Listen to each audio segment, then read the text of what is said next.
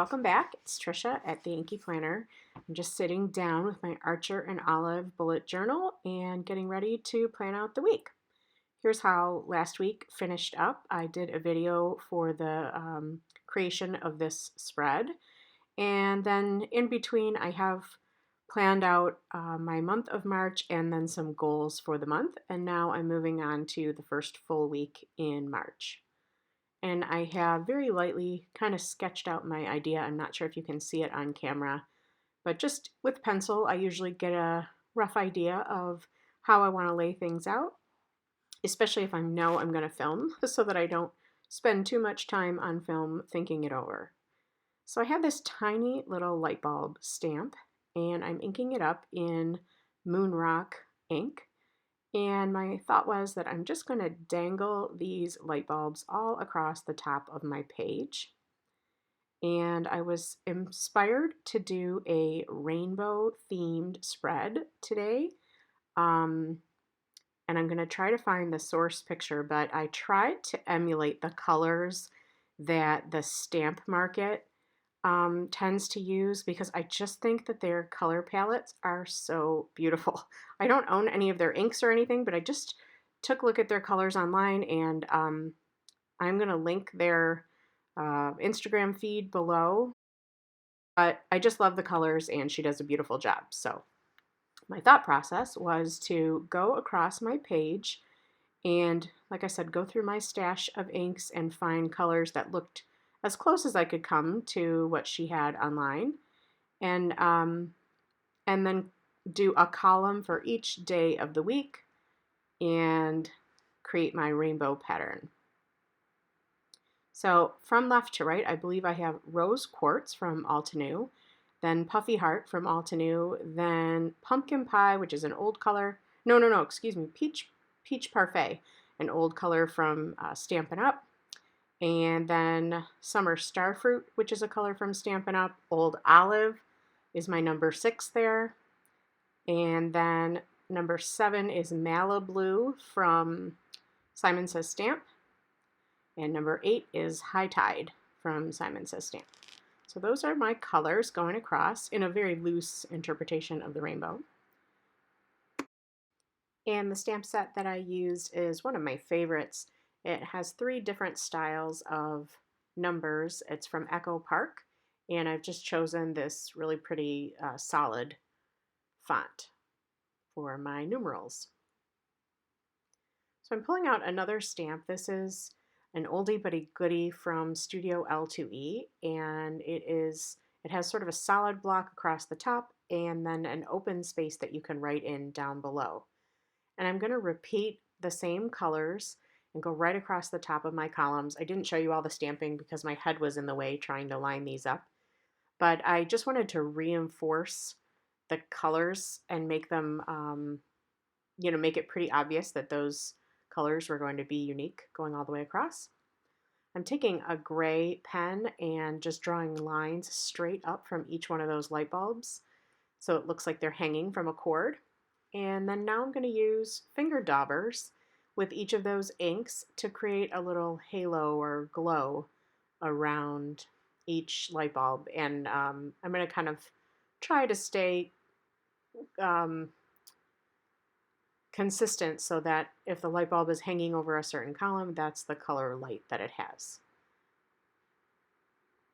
So I'm going to work my way across here. I have a different ink dauber for each color family, certainly not for every color I have in my stash, but I try to keep one for each color family, and then I do like to prime it. So you see I've got a piece of paper off to the side there, and I get a good amount of ink on it and really blend it around, and that it just kind of gets the ink spread all over the dauber so that you don't have blotchy spots, and it makes it blend a lot more smoothly.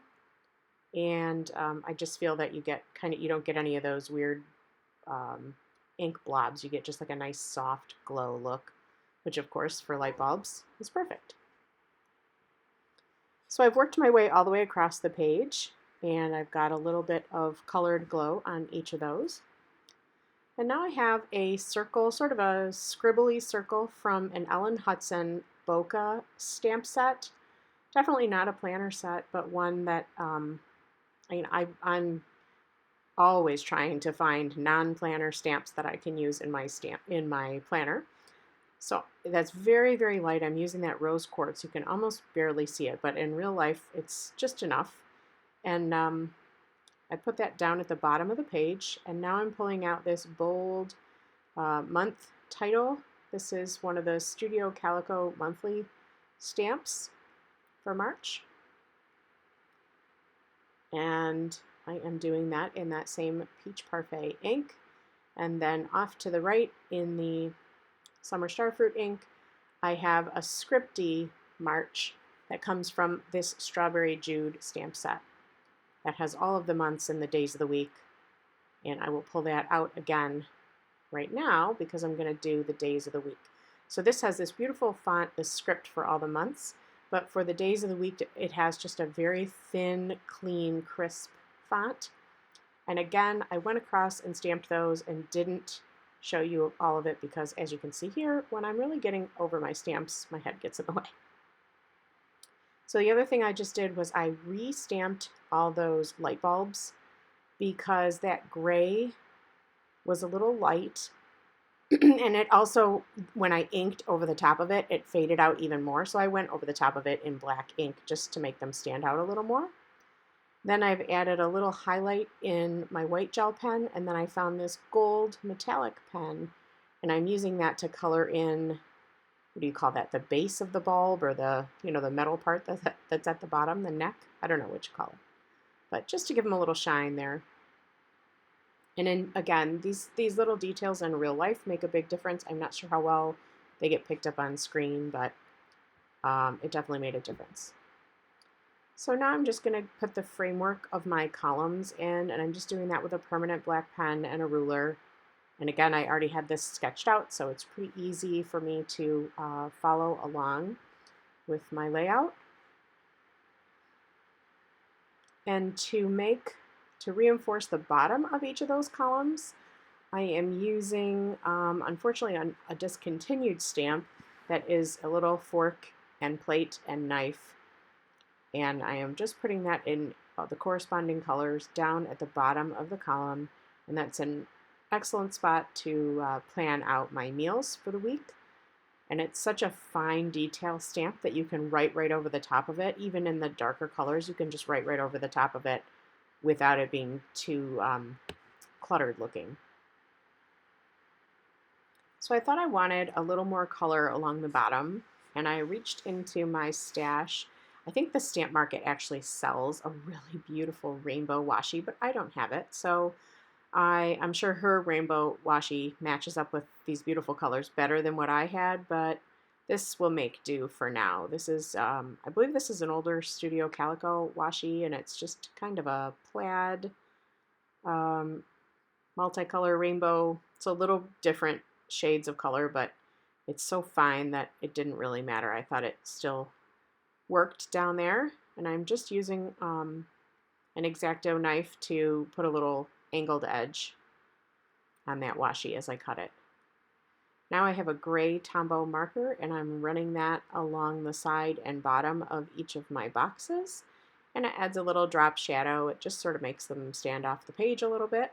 I like the look of that, especially when I separate my boxes. A lot of times my columns will share a border, but in this case, for whatever reason, I decided to separate them. There's one box between each column, so when I do that, that little shadow makes each one stand out individually.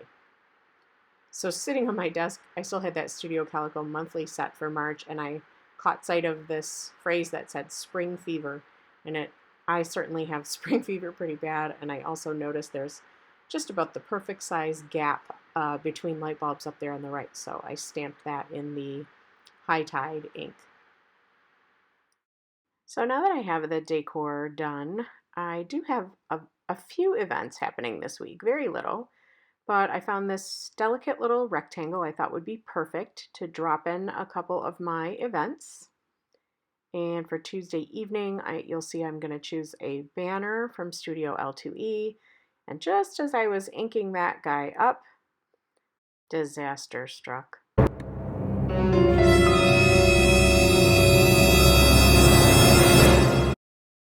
Oh, you guys. Am I, like, I swear, am I the only person this happens to? I just had to, like, plug forward and move on because I'm looking at that big square of ink over there and I'm like, what am I going to do? So I just kept on going. I'm putting in some stars for elements that, you know, I need to just drive my kids places, but it's not really an event for me. And then the rectangles represent events that are things I need to actually attend. And I will go back and fill those in later. And of course, I'm thinking about what I can do. I think I have to hunt down my Tombow Mono Sand Eraser and gently go after that ink blotch and see if I can get it out of there. Um, Meanwhile, I found this other little banner stamp, and one thing that's so awesome about clear stamps is you can bend them to be whatever shape you like. So I made that fit into that space over to the right and stamped this week across the top, and I'll use that blank space to put master tasks for the week. So I'm grabbing my friction pen and I just went through and wrote in all of my events for the week, and then I will go to town and try to get that ink blotch out, and I will show you some still shots here at the end.